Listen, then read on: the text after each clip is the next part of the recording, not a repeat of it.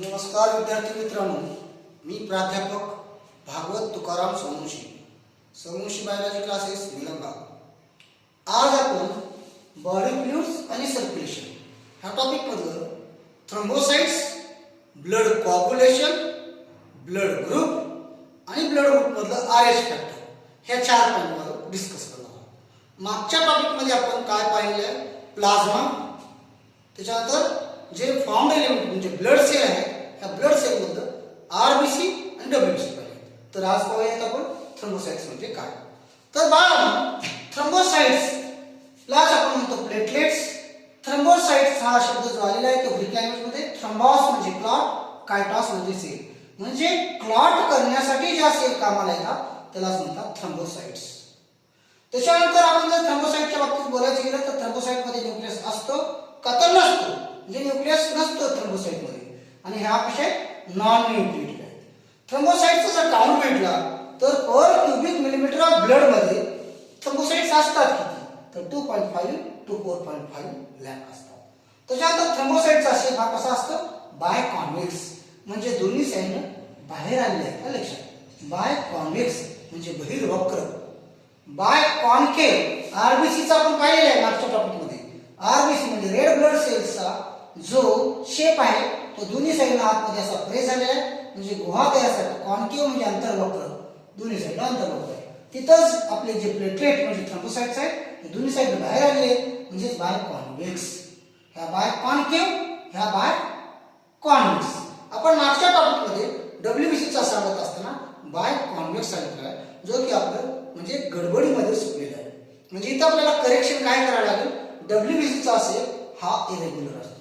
WBC चा shape कसा असतो? हा इरेग्युलर असतो. तर WBC चा शेप इरेग्युलर का असतो यामागे सुद्धा कारण आहे. WBC टोटल किती प्रकारचे बाळांनो? 2 प्रकारचे. एक ग्रॅन्युलोसाइट्स, दुसरी अग्रॅन्युलोसाइट्स. आता ग्रॅन्युलोसाइट्स मध्ये आपण बघितलेले किती 3 प्रकारचे आहेत. कोणते कोणते? Neutrophil, basophil, acidophil. प्रत्येकाचा न्यूक्लियस वेगळा आहे. न्यूट्रोफिलचा पॉलिमॉर्फोन्यूक्लियर आहे. लक्षात, म्हणजे सांगायचं तात्पर्य. त्याच्यानंतर अग्रॅन्युलोसाइट्स मध्ये लिम्फोसाइट, मोनोसाइट, म्हणजे या 5 प्रकारचे न्यूट्रोफिल, बेसोफिल, ऍसिडोफिल, लिम्फोसाइट, मोनोसाइट ह्या टोटल 5 प्रकारच्या WBC चा 5 प्रकारचे वेगवेगळे न्यूक्लियस आहेत. म्हणजे यांचा न्यूक्लियस हा वेगवेगळ्या करायचा. आपण सेल थेअरी पाहिलेली आहे. सेल थेअरी काय सांगते? सेल थेअरी मध्ये हे सांगितलं जातं की सेलचा शेप हा सेल मधील न्यूक्लियसवर डिपेंड असतो.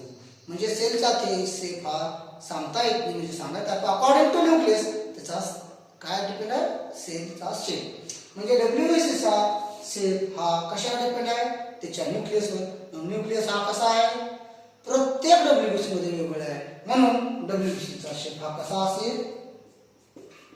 इरेग्युलर. तर बघा हा कन्सेप्ट क्लिअर झाला. थ्रोम्बोसाइटचा शेप हा कसा आहे? Biconvex. आरबीसी चा शेप बाय कॉन्केव. WBC चा शेप रेग्युलर. त्याच्यामध्ये काम सुद्धा बघा. आता WBC चा आपण बघितलेले आहे. these are called fighter cells. काय झाला? फायटर सेल्स म्हणजे आपल्या शरीरात ज्या सैनिकी पेशी आहेत त्या WBC आहेत. खास करून आपल्या शरीराची जी काही रोगप्रतिकार शक्ती, अँटीबॉडी वगैरे इम्युनिटी तयार करण्यासाठी कोण मदत करतात? WBC. आरबीसी चं काम काय? आतमध्ये हिमोग्लोबिन असते आरबीसीच्या इथं, and that hemoglobin is responsible for the transportation of oxygen. लक्षात, म्हणजे जे काही गॅसेस आहेत ते गॅसेस ट्रान्सपोर्ट करायचं काम आरबीसी चं आहे. आता दुसरी महत्त्वाची गोष्ट आपल्याला हे कळालेलं आहे की तुमचे जे ब्लड सेल्स आहेत ह्या कोणत्या कोणत्या आहेत? Thrombocytes, RBC, WBC.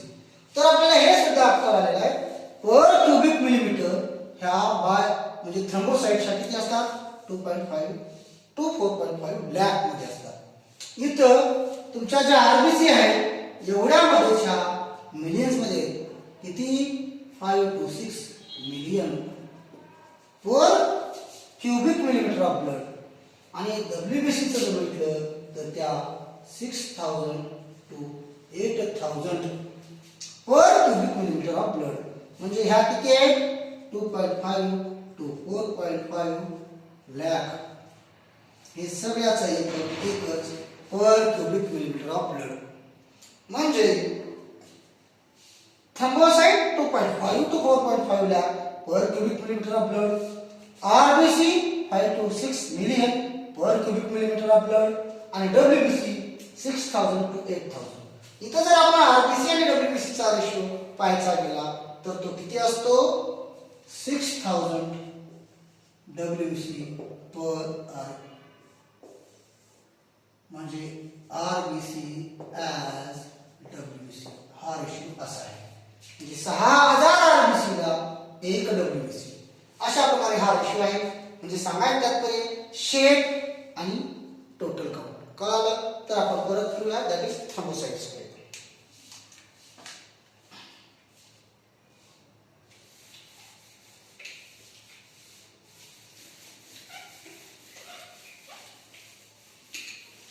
तर मग आपल्याला काय आहे थ्रोम्बोसाइट्स म्हणजे क्लॉटिंग सेल्स आहेत, नॉन न्यूक्लिएटेड आहेत, total count 2.5 to 4.5 lakh per cubic millimetre, shape biconvex आहे. आता दुसरी महत्त्वाची गोष्ट थ्रोम्बोसाइट्स तयार कुठून होतात तर नोड सगळ्याच ब्लड सेल्स ह्या बोन मॅरो पासून तयार होतात. कशापासून तयार होतात बोन मॅरो पासून तयार होतात. म्हणजे हा बोन मॅरो इथं असतो आणि ह्या बोन मॅरो पासून काय तयार होतात अगोदर थ्रोम्बोसाइट तयार होत असताना मेगा कॅरिओ साइट्स बघा. मेगा म्हणजे लार्ज, कॅरिओन म्हणजे न्यूक्लियस आणि साइट्स म्हणजे सेल. लार्ज न्यूक्लियस असलेल्या सेल ज्या आहेत यांच्यापासून खास करून ज्या सायटोप्लाझम पासून काय तयार होते आपल्या थ्रोम्बोसाइट्स तयार होतात. हे समजतंय. मेगा कॅरिओसाइट्सचं जे सायटोप्लाझम असते ह्या सायटोप्लाझमचं फर्दर डिफरन्शिएशन होते आणि त्याच्यापासून काय तयार होतात थ्रोम्बोसाइट्स. म्हणून थ्रोम्बोसाइट्स मध्ये काय नसते न्यूक्लियस असते आणि त्याचा शेप हा कसा असते बायकॉन्वेक्स. आपली जी इडली असते घरातली इडली तशा प्रकारच्या आपल्या ह्या सेल्स असतात. That is nothing but what thrombocytes. आता ह्या थ्रोम्बोसाइट्स तयार व्हायच्या प्रोसेसला काय म्हणतो आपण thrombopoiesis. The process of formation of thrombocytes is known as thrombopoiesis. आता जर थ्रोम्बोसाइट्सची संख्या नॉर्मल काउंट पेक्षा जास्त झाली तर त्याला म्हणतात थ्रोम्बोसाइटोसिस. काय म्हणतात थ्रोम्बोसाइटोसिस. आणि नॉर्मल पेक्षा कमी झाली तर त्याला म्हणतात थ्रोम्बोसाइटोपेनिया. काय म्हणतात थ्रोम्बोसाइटोपेनिया. बघा थ्रोम्बोसाइटची संख्या नॉर्मल पेक्षा जास्त जर झाली तर त्याला थ्रोम्बोसाइटोसिस म्हणतात आणि नॉर्मल पेक्षा कमी झाली तर त्याला म्हणतात थ्रोम्बोसाइटोपेनिया. परत एकदा बघा the process of formation of thrombocyte म्हणजे platelet is known as thrombopoiesis. आता थ्रोम्बोसाइट्स तयार कशा होतात बोन मॅरो पासून मेगा कॅरिओसाइट्स तयार होतात. मेगा कॅरिओसाइट्स म्हणजे लार्ज न्यूक्लियस असलेल्या सेल्स. म्हणजे मेगा म्हणजे लार्ज, कॅरिओन म्हणजे न्यूक्लियस, साइट्स म्हणजे सेल. म्हणजे ह्या मेगा कॅरिओसाइट्सचे जे सायटोप्लाझम आहे ह्याच्यापासून तयार होतात थ्रोम्बोसाइट्स. म्हणजे थ्रोम्बोसाइट्सला न्यूक्लियस असल्याचा प्रश्न येतच नाही. म्हणून ह्या कशा नॉन न्यूक्लिएटेड. याचा शेप कसा आहे बायकॉन्वेक्स. याचा टोटल काउंट झाला 2.5 to 4.5 lakh per cubic millimetre. आणि सगळ्यात महत्त्वाचा आरबीसी, डब्ल्यूबीसी आणि थ्रोम्बोसाइट्स मध्ये सगळ्यात छोटा कोण असतात थ्रोम्बोसाइट्स. याचं काम काय for the purpose of clotting. कळलं. मग आता ह्या कशापासून तयार होतात मेगा कॅरिओसाइट्स पासून. बोन मॅरो पासून मेगा कॅरिओसाइट्स आणि त्याच्यापासून आपल्या थ्रोम्बोसाइट्स. आणि थ्रोम्बोसाइट तयार होतात आपण काय म्हणतो थ्रोम्बोपोएसिस. थ्रोम्बोसाइटची संख्या जर नॉर्मल पेक्षा जास्त झाली तर थ्रोम्बोसाइटोसिस आणि जर कमी झाली थ्रोम्बोसाइटोपेनिया. आता आपण बघूया ब्लड कॉर्पोरेशन. रक्त कसं गोठतं.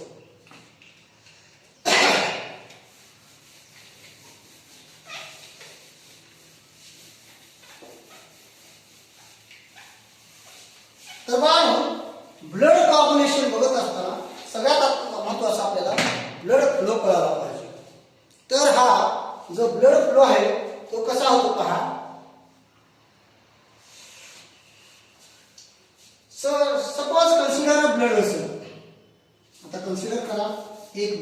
आहे, रक्तवाहिनी आहे. या रक्तवाहिनीमध्ये काय फ्लो होते? ऑब्विसली ब्लड वेसल आहे, म्हणजे ब्लड फ्लो होणार, हे ब्लड फ्लो होणार. आता नॉर्मली हे ब्लड फ्लो होत असताना ब्लड क्लॉट होते का ब्लड वेसल मध्ये? म्हणजे आपल्या ब्लड वेसल मध्ये, रक्तवाहिन्यामध्ये जेव्हा ब्लडचा फ्लो होतो, रक्त वाहत असते, तेव्हा ब्लड क्लॉट होत नाही. तर का होत नाही? तर आपल्याकडे अँटीकॉग्युलंट आहे. रक्तामध्ये रक्त गोठू नये म्हणून रक्त न गोठू देणारी अँटीकॉग्युलंट आहे आपल्या रक्तात. तर ते कोणते आहेत अँटीकॉग्युलंट? सगळ्यात महत्त्वाचं हेपॅरिन आणि अँटीथ्रोम्बिन. हे नॅचरली आपल्या ब्लड मध्ये असतात. हे अँटीकॉग्युलंट आपल्या ब्लड मध्ये ऑलरेडी असतात, म्हणून आपलं ब्लड क्लॉट होते. पण जेव्हा एखादी ब्लड वेसल आपल्याला जखम होते, म्हणजेच एखादी ब्लड वेसल रप्चर होते. रप्चर झाल्यानंतर ब्लड जे फ्लो झालं ते ब्लड बाहेर येऊ शकतं, रक्त बाहेर आलं. मग अशा वेळेस आपल्या शरीरातल्या ज्या थ्रोम्बोसाइट्स आहेत, ह्या काय होतील? They get activate. त्यांनी ऍक्टिव्ह होतील, म्हणजे त्याला काय बाबा इथे ब्लड वेसल रप्चर झाले, रक्त बाहेर आलं. ऍज सून ऍज थ्रोम्बोसाइट्सला कळालं की ब्लड वेसल रप्चर झाले, म्हणजे इजा झाली, जखम झाली, रक्तवाहिनी फुटली आहे, म्हणजे तुटली आहे, रप्चर झाले, तर आपल्या थ्रोम्बोसाइट्स ऍक्टिव्हेट होतील आणि त्यांनी काय रिलीज करतील? थ्रोम्बोप्लास्टिन.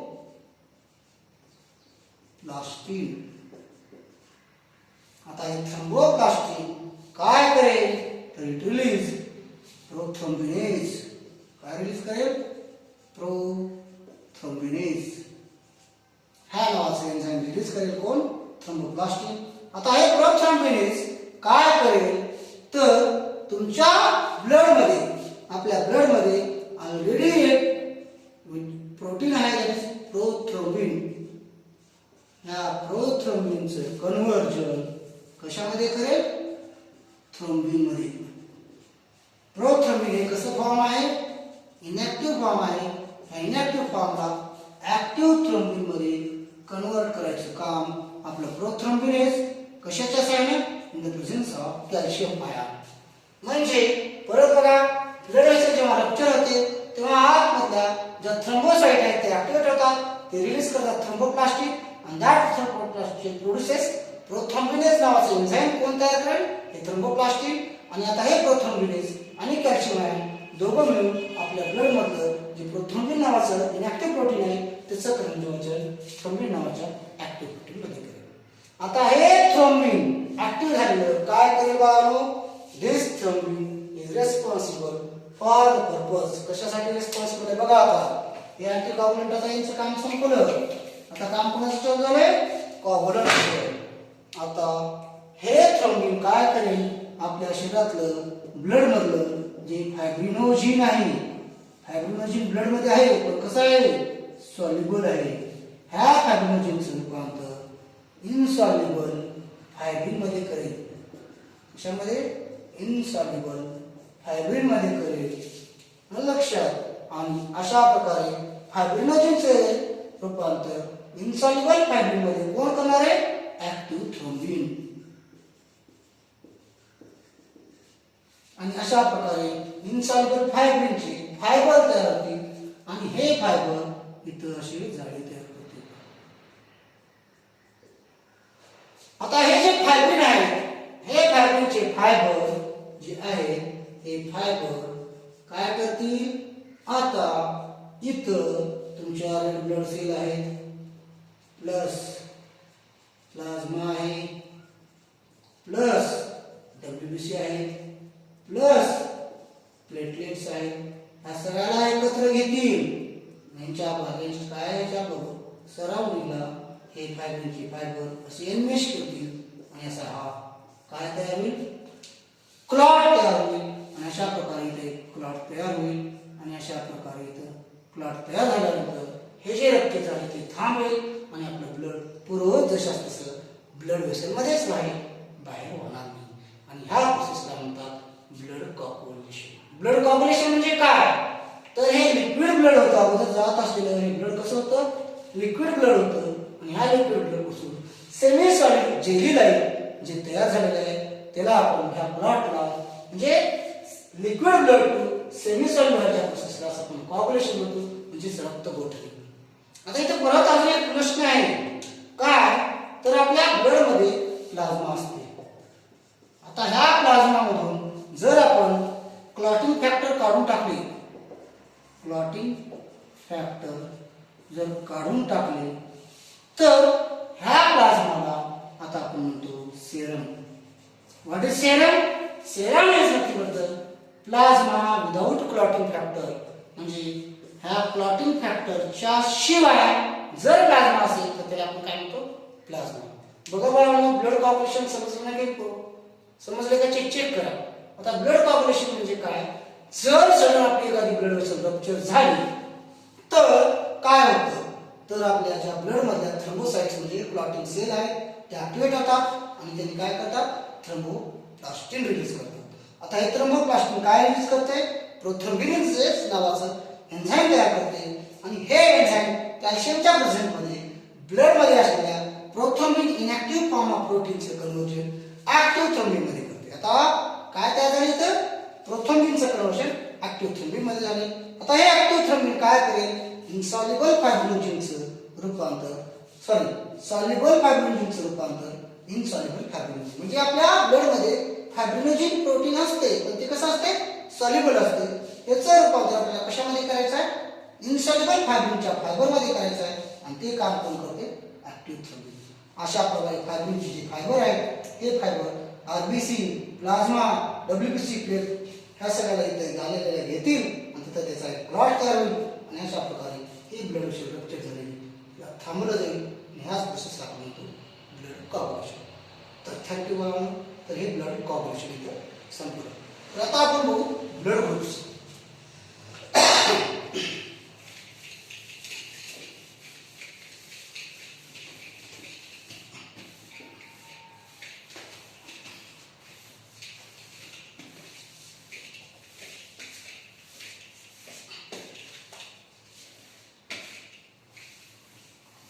आता जेव्हा आपण ब्लड ग्रुप बद्दल बोलतो तेव्हा ब्लड ग्रुप बद्दल बोलत असताना सगळ्यात महत्त्वाचं ब्लड ग्रुप ओळखायचं कसं?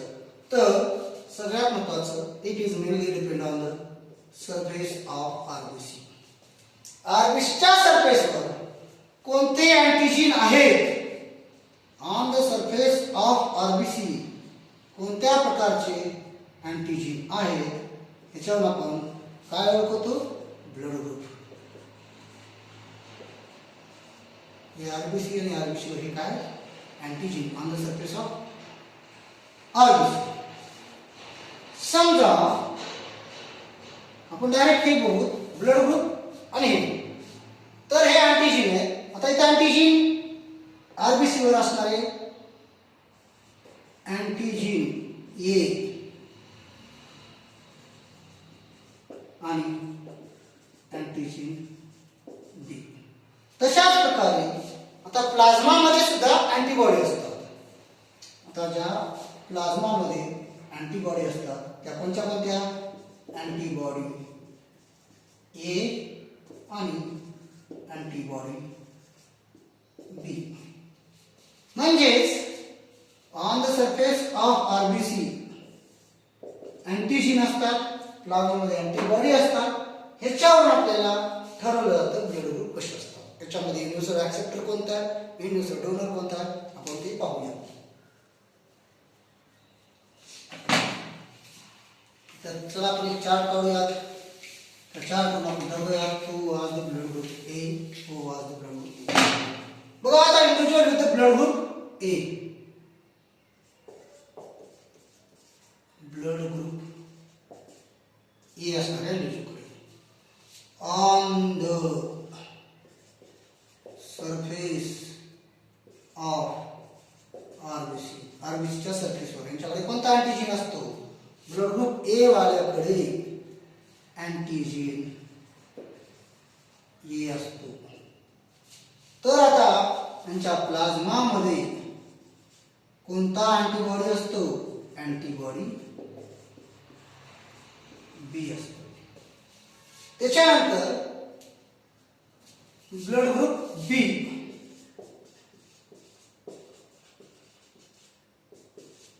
ब्लड ग्रुप बी मध्ये अँटीजीन असतो कोणता? B antibody A. त्याच्यानंतर ब्लड ग्रुप ए बी,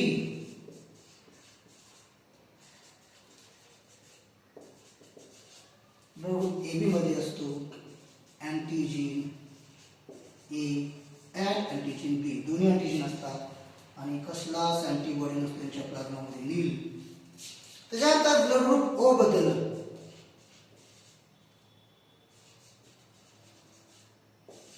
त्यांचा ब्लड ग्रुप ओ आहे, त्यांच्यामध्ये कसलाच आरबीसी वर अँटीजीन नसतो आणि अँटीबॉडी दोन्ही असतात, that is antibody A and B. ते झालं ब्लड ग्रुपच्या बाबतीत. म्हणजेच बघा, यांचा ब्लड ग्रुप ए आहे, the individuals with the blood group A having antigen A on the surface of their RBC. म्हणजे त्यांच्या आरबीसीच्या सरफेसवर काय आहे? अँटीजन ए आहे. त्यांच्या प्लाझ्मामध्ये कोणते अँटीबॉडी आहेत? बी आहे. त्याच्यानंतर ब्लड ग्रुप बी वाल्याकडे, म्हणजे दोन individuals with the blood group B, त्यांच्याकडे त्यांच्या आरबीसीच्या सरफेसवर कोणता अँटीजन आहे? बी आहे. आणि त्यांच्या प्लाझ्मामध्ये कोणती अँटीबॉडी ए आहे. तिथंच पुढे आपण जर बघायला गेलं ब्लड ग्रुप ए बीच्या बाबतीत, तर ब्लड ग्रुप ए बी वाल्याकडे दोन्ही अँटीजन असतात आरबीसीवर, antigen A and B both, but their plasma doesn't contain any antibody, that is the nil. त्याच्यानंतर ब्लड ग्रुप ओ च्या बाबतीत जर बघायचं गेलं, त्यांच्याकडे कोणताच अँटीजन नसतो आणि अँटीबॉडी ए बी असतात. आता ब्लड ट्रान्सफ्युजन म्हणजे रक्त दान करत असताना, कुणाचं रक्त कोणाला द्यायचं? ट्रान्सफ्युजन म्हणजे एकाच ब्लड दुसऱ्याला देणे. जेव्हा रक्तदान केलं जातं तेव्हा कोणते कोणते नियम आहेत? तर इथं सगळ्यात महत्वाचा एक कॉन्सेप्ट आहे रिगार्डिंग दिस अँटीजेन्स. बघा आता, the person with blood group ए, ज्यांच्याकडे अँटीजन ए आहे, त्यांनी आता फक्त यांच्याकडे अँटीजन ए आहे किंवा अँटीजन नाही अशा आपण ब्लड घेऊ शकतात. म्हणजे अँटीजन ए असलेले कोण आहेत? ब्लड ग्रुप ए वाले. कॅन रिसीव, आणि त्यांनी ब्लड रिसीव आपण करू शकतो. बघा आता, अँटीजन ए असलेला कोण आहे? ए आहे. कोणाकडे? ए बी कडे. पण इथे अँटीजन बी आहे, मला रंगा जमत नाही, कारण की अँटीजन ए वाल्याकडे अँटीजन बी आला तर आहे ना, ऑब्वियसली अँटीबॉडी काय करेल? अँटीजन ए च्या अँटीजन बी च्या अँटीबॉडी तयार करेल. म्हणून इथं आता ब्लड ग्रुप ए वाला फक्त अँटीजन ए वाल्यालाच कन्सिडर करेल, अँटीजन बी वाल्याकडून ब्लड घेणार नाही. कळालं? अँटीजन बी आहे घेणार नाही, इथं पण अँटीजन बी आहे घेणार नाही, इथं आता अँटीजनच नाही नेक्स्ट आपण घेऊ. म्हणजे ए वाल्याकडून ब्लड घेऊ शकतो अँड ओ वाल्याकडून ब्लड घेऊ शकतो.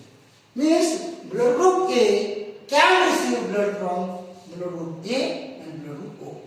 त्याच्यानंतर आपण जेव्हा ब्लड ग्रुप बी बाबतीत अँटीजन बी ज्याच्याकडे आहे तो आणि अँटीजन ए ज्याच्याकडे नाही तो. कळालं? म्हणजे आता अँटीजन इकडे बघा, ए आहे का? इथं नाही. अँटीजन बी आहे पण ए आहे, म्हणून घेता येत नाही. मीन्स ब्लड ग्रुप बी वाला काय करतो? बी वाल्याकडून ब्लड रिसीव करू शकतो अँड ओ वाल्याकडून, म्हणजे ओ कडे कसलाच अँटीजन नाही. आता ब्लड ग्रुप ए बी वाल्याकडे दोन्ही अँटीजन आहे, म्हणजे अँटीजन ए असेल तरी चालते, अँटीजन बी असेल तरी चालते. म्हणजे अँटीजन ए असलेला ब्लड ग्रुप कोणता? ए. अँटीजन बी असलेला कोणता आहे? बी. अँटीजन ए आणि बी असलेला कोणता आहे? A B. कसलाच अँटीजन असलेला कोण आहे? ओ.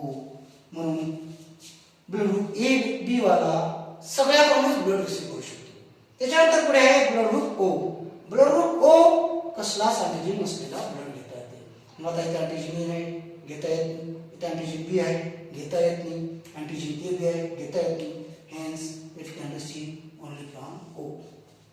बघा आता इथे सांगायचं तात्पर्य ब्लड ग्रुप ए बी वाल्याला सगळ्याकडूनच ब्लड घेता येते. म्हणजे Blood group A can donate blood to AB. Blood group B can donate blood to AB. Blood group O can donate blood to AB. And blood group AB can donate itself to AB. म्हणजे blood group AB हा सगळ्याकडून blood accept करू शकतो. Hence it is called universal acceptor. Who was universal acceptor? Who is universal acceptor? Universal acceptor. तर आता universal donor कोण आहे, ज्याचं blood group सगळ्याला जमते? तर individual having blood group O, ज्यांच्याकडे ओ ब्लड ग्रुप आहे. ओ ब्लड ग्रुप ए वाल्याला देता येते, ओ ब्लड ग्रुप बी वाल्याला देता येते, ओ ब्लड ग्रुप ए बी वाल्याला देता येते, ओ ब्लड ग्रुप ओ वाल्याला सुद्धा देता येते. हेन्स ब्लड ग्रुप ओ ज्यांचा आहे त्याला म्हणलं जातं युनिव्हर्सल ऍक्सेप्टर. तर बघा मग हे झालं ब्लड ग्रुप. आता इथं ब्लड ग्रुप समजलं. तर ब्लड ग्रुप सगळ्यात महत्त्वाचं, ब्लड ग्रुप बघत असताना त्याच्या आरबीसीच्या सरफेसवर काय आहे आणि त्याच्या प्लाझ्मामध्ये काय आहे हे माहिती असलं पाहिजे. तर जेव्हा आपण सांगतो तेव्हा ब्लड ग्रुप ए वाल्यांच्या आरबीसीच्या सरफेसवर अँटीजन ए असतो आणि त्याच्या प्लाझ्मामध्ये अँटीबॉडी बी असतो. आणि blood group A can receive blood from blood group A and blood group O. त्याच्यानंतर ब्लड ग्रुप बी यांच्या आरबीसीच्या सरफेसवर अँटीजन बी असतो आणि प्लाझ्मामध्ये अँटीबॉडी ए असते. आणि they can receive blood from B and O. त्याच्यानंतर ब्लड ग्रुप ए बीच्या आरबीसीच्या सरफेसवर अँटीजन ए आणि अँटीजन बी दोन्ही असतात, पण यांच्या प्लाझ्मामध्ये कसलाच अँटीबॉडी नसतो. आणि हे सगळ्याकडून blood group A, blood group B, blood group A B आणि ऑल ब्लड ग्रुप वाल्याकडून हे ब्लड घेऊ शकतात. Hence they are universal acceptor, जागतिक ऍक्सेप्टर. त्याच्यानंतर ब्लड ग्रुप ओ यांच्या आरबीसीच्या सरफेसवर कसलाच अँटीजन नसतो आणि यांच्या प्लाझ्मामध्ये अँटीबॉडी ए बी आहे आणि यांनी रिसीव्ह करतात ब्लड फक्त ओ पासून, म्हणून दे आर युनिव्हर्सल डोनर. हे कसे आहेत? युनिव्हर्सल डोनर आहेत. ब्लड ग्रुप ओ वाले काय युनिव्हर्सल डोनर आहे. Blood group O is a universal donor आणि blood group A B is a universal acceptor. तर आता आपण बघू व्हॉट इज आरएच फॅक्टर. तर बाळांपर्यंत समजलं असेल. काही प्रश्न असतील तर यू कॅन कॉल मी, व्हॉट्सअपवर कॉन्टॅक्ट करू शकता. फक्त अँटीजन्सचं लक्षात ठेवायचं. जेव्हा आपण ब्लड ग्रुपचा विचार करतो, just think about antigen. Don't get confuse about antibody. Only when you antigen compatibility झाली तर ब्लड ट्रान्सफ्यूजन इझी होते.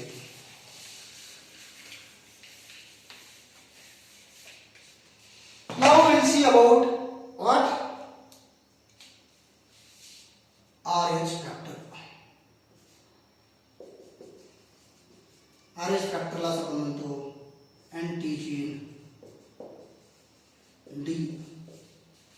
आता हा रेझस मंकी मध्ये सगळ्यात अगोदर त्याच्या आरबीसीच्या सरफेसवर अँटीजन डी भेटला होता. कशावर? आरबीसीच्या सरफेसवर. मग त्या रेझस मंकीचा अँटीजन डी आपण जर ह्युमन मध्ये जर चेक केला तर असं आढळलं की 80% humans has RH antigen, that is RH positive. म्हणजे ज्यांच्या आरबीसीच्या सरफेसवर अँटीजन डी आहे अशांना म्हणतात RH पॉझिटिव्ह. ज्यांच्या आरबीसीच्या सरफेसवर अँटीजन डी नाही त्यांना म्हणतात RH negative. They are approximately 20%. म्हणजे ब्लड ग्रुप ए वाल्याकडे जर अँटीजन ए असेल तर ए पॉझिटिव्ह, अँटीजन असेल तर ए पॉझिटिव्ह, अँटीजन नसेल तर ए निगेटिव्ह. समजतंय? म्हणजे जर आरबीसीच्या सरफेसवर अँटीजन डी असेल तर पॉझिटिव्ह, RH पॉझिटिव्ह, आणि जर अँटीजन डी नसेल तर निगेटिव्ह. आता हे झालं अँटीजनचं. आता ब्लड ट्रान्सफ्यूजन करत असताना सगळ्यात महत्त्वाचा कन्सेप्ट RH पॉझिटिव्ह आणि RH निगेटिव्हचा बघूया.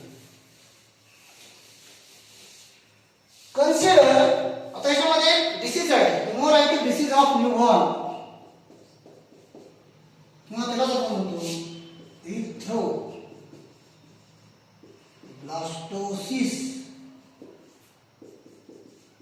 पोइटॅलिस.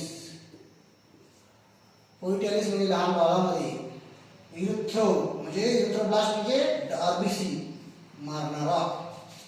युथ्रोब्लास्टोसिस म्हणजे आरबीसी ला ब्रेकडाऊन करणारा. पोइटॅलिस म्हणजे लहान बाळामध्ये म्हणजे हेमोलायटिक डिसीज ऑफ न्यूबॉर्न.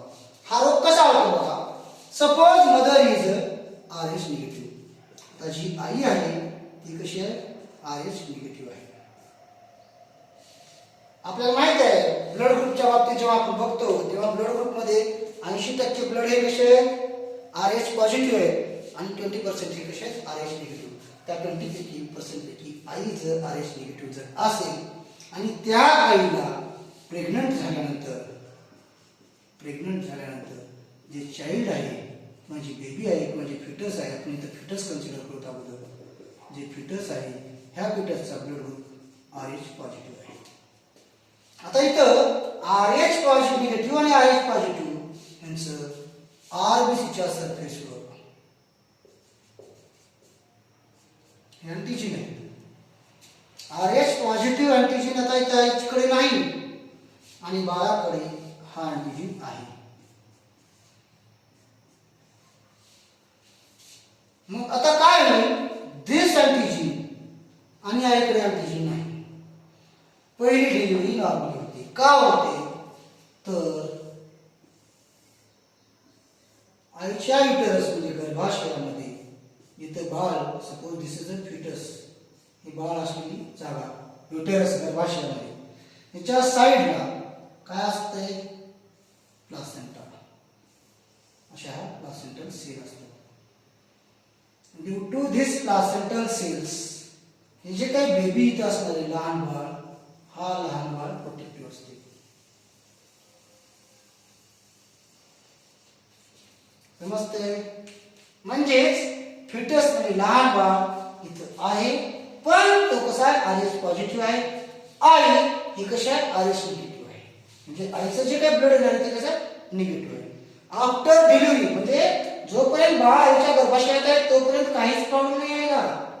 पण जेव्हा बाळ जन्म घेईल तेव्हा हे बाळ बाहेर येईल थ्रू द व्हाजाइना. म्हणजेच बर्थ कॅनल थ्रू बाहेर येईल आणि बाहेर येत असताना काय होणार आहे इथं ब्लड ऑफ फिटस म्हणजे आणि आईचं ब्लड हे मिक्स व्हायचे चान्सेस आहेत. So that antigen D will enter into the mothers which is responsible to produce antibody against it. म्हणजे आई पहिल्या डिलिव्हरीच्या नंतर काय तयार करेल अँटीबॉडी तयार करेल. नेक्स्ट प्रेग्नन्सी मध्ये जेव्हा बाळ आई प्रेग्नंट होईल तिच्यामध्ये सेम कंडिशन जेव्हा येईल म्हणजे बाळ RH पॉझिटिव्ह असले जेव्हा येईल तेव्हा that antigen attack on the surface of foetus लहान बाळाच्या सरफेसवर. म्हणजे फर्स्ट कंडिशन मध्ये काहीच प्रॉब्लेम नाही नॉर्मल डिलिव्हरी. म्हणजे फर्स्ट कंडिशन म्हणजे आई कशी आहे RH निगेटिव्ह आहे प्रेग्नंट झाली बाळ RH पॉझिटिव्ह आहे. Due to this placental membrane आईचं जे प्लासेंटा आहे मधलं हे ब्लड ट्रान्सफ्युजनला बॅरियर असते आणि अशा प्रकारे इथं बाळाची डिलिव्हरी होताना हे प्लासेंटा रप्चर होईल आणि बाळाचं ब्लड हे मिक्सअप होईल आईसोबत आणि आई नेक्स्ट प्रेग्नन्सीच्या वेळेस त्या वेळामध्ये आईच्या आरबीसी काय डेव्हलप करतील अँटीजन अँटीबॉडी D डेव्हलप करतील. आणि जर नेक्स्ट टाइम सेकंड टाइम जेव्हा आई परत प्रेग्नंट होईल आणि त्यावेळेस जर बाळ RH पॉझिटिव्ह असेल तर अशा कंडिशन मध्ये आता ह्या अँटीजन D ज्या की आईकडे ऑलरेडी डेव्हलप झाल्यात ह्या अटॅक करतील on the RBC of what foetus. बाळाच्या आरबीसीवर अटॅक करतील आणि त्याच्यामुळे बाळाच्या आरबीसीवर अँटीजन आणि अँटीबॉडीचं भांडण होईल. म्हणजे तो कुरुक्षेत्र होईल, एक युद्धभूमी होईल. आरबीसीचा सरफेस रप्चर होईल आणि आरबीसी माणूस दॅट इज युथ्रोब्लास्टोसिस होईल. युथ्रोब्लास्टचं ब्रेकडाऊन होईल आणि हे कुणामध्ये आहे लहान बाळामध्ये म्हणजे फोर्टेलिस युथ्रोब्लास्टोसिस फोर्टेलिस किंवा ह्याला म्हणतो आपण हेमोलायटिक डिसीज ऑफ न्यूबॉर्न. तर इथपर्यंत कळालं असेल. परत एकदा बघा RH फॅक्टर हा अँटीजन D आहे यांच्यामध्ये नसतो त्यांना RH निगेटिव्ह म्हणतात. यांच्यामध्ये असतो RH पॉझिटिव्ह. आई फर्स्ट टाइम प्रेग्नंट असेल तर no problem due to placental barrier normal delivery होते. But at the time of delivery होत असताना इथं चान्सेस आहेत आणि that mixer that is antigen D आईकडे येतो आणि आई काय करते अँटीबॉडी डी तयार करायला सुरू करते. आणि मग अशा कंडिशनमध्ये जेव्हा आई परत सेकंड टाइम काय होईल प्रेग्नंट होईल आणि सेकंड टाइम जेव्हा आईचं बाळ हे आरएच पॉझिटिव्ह असेल त्यावेळेस मग त्यांना आईच्या बाळावर आईचेच अँटीबॉडी डी जे की अगोदरच्या बाळावर तयार झाले ते अँटीबॉडी डी आईच्या सेकंड बाळावरच्या आरबीसीवर अटॅक करतील आणि त्याच्यामुळे ह्याच्या आरबीसी मरतील. दॅट इज ब्लास्टोसिस फोर्टॅलिस होईल. यालाच आपण म्हणतो हिमोलायटिक डिसीज ऑफ न्यू बॉर्न. तर याला पर्याय आहे का तर हो याला पर्याय आहे. तर याला काय दिलं आहे तर अँटी म्हणजे ह्याच्या अगेन्स्ट ह्या अँटीजन डीच्या अगेन्स्ट हे इंजेक्टेबल आहे ते इंजेक्टेबल देता येतं आणि नेक्स्ट टाइम याची नॉर्मल तयार करता येतं. हे झालं आपलं about RH factor, blood coagulation, blood group आणि थ्रोम्बोसाइट्स. तर बाबांनो धन्यवाद. जर तुम्हाला हा व्हिडिओ आवडला तर याला लाईक करा, सबस्क्राईब करा. याच्याबद्दल काही प्रश्न असतील तर you can ask me on this mobile number that is 9561255305. Same number call करू शकता, ह्याच्यावर व्हॉट्सअप करू शकता. आपलं चॅनल तर आहे तुमच्याकडे सोनोशी बायोलॉजी क्लासेस निलंगा ह्या चॅनलवर तुम्हाला हा प्रश्न करू शकतो. तर धन्यवाद बाळांनो. आज आपण इथं थांबूया.